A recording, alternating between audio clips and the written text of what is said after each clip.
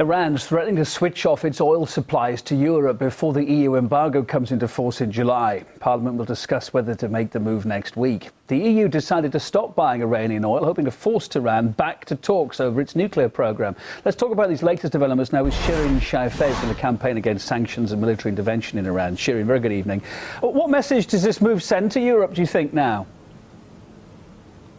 Well, I think there are three main points regarding the initiative by the Iranian parliament. One is that the grace period that the EU had envisioned for 6 months for this embargo to take place may actually not be that graceful. So Iran is taking matters into its own hand. Another issue is that it shows the complexity of Iranian domestic politics and the power that Iranian parliament holds, and that it's accountable to its people, and it's not going to just sit back and watch what's going to happen to the national sovereignty of Iran. And thirdly, it shows the disconnect between the European parliaments and the European people, because this embargo is not something which is going to be to the benefit of European people, and there's also a disconnect between European governments and their parliament as well.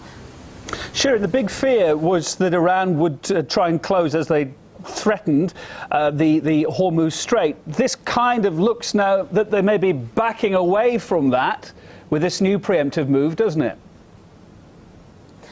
Well, not really, because the initiative which is taken up by the Iranian parliament is of a different nature. And the threat or the warning which was given by the Iranian Defense Force was, of course, of a different nature itself. And regarding the Iranian capacity to close off the Strait of Hormuz, actually, an Iranian commander said something which was not covered by the news outside Iran, which was he said that foreign forces are welcome to go to the other countries in the Gulf, for example, on the Omani side. But unfortunately for them, the geographical fact is that the waters on the Omani side are shallow, and ships have to go from the Iranian territorial waters to get to the Persian Gulf. So they're not going to be allowed to pass through that channel anymore. But would Iran really ever stand a chance against America and the European forces? It wouldn't really at the end of the day, would it? Sorry, can you repeat that? Would Iranian forces really, if they ever did try to block the Strait of Hormuz, stand a chance against American and European forces?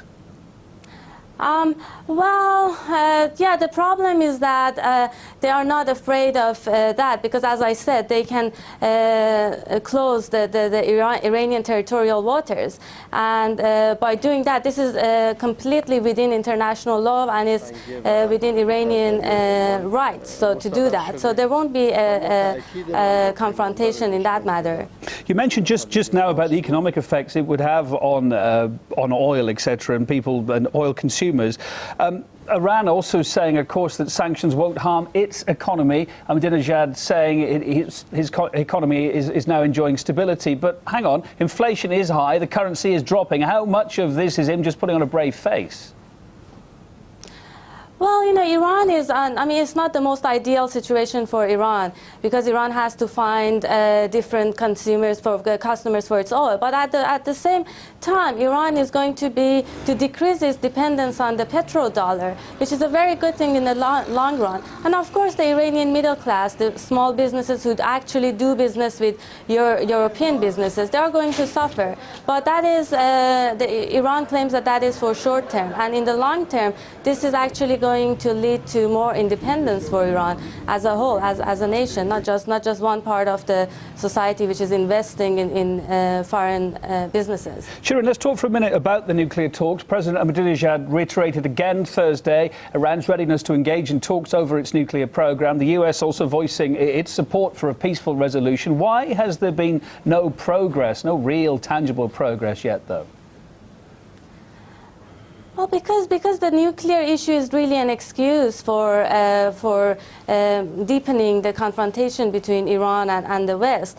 Actually, at the same time that the EU is imposing these embargoes on Iran, we see that some European countries are selling more arms to the countries of the Arab countries of the Persian Gulf. So they are benefiting from this Iranophobia which they are creating in the region. So why solve the problem with negotiations while some countries are cashing in by deepening the conflict already?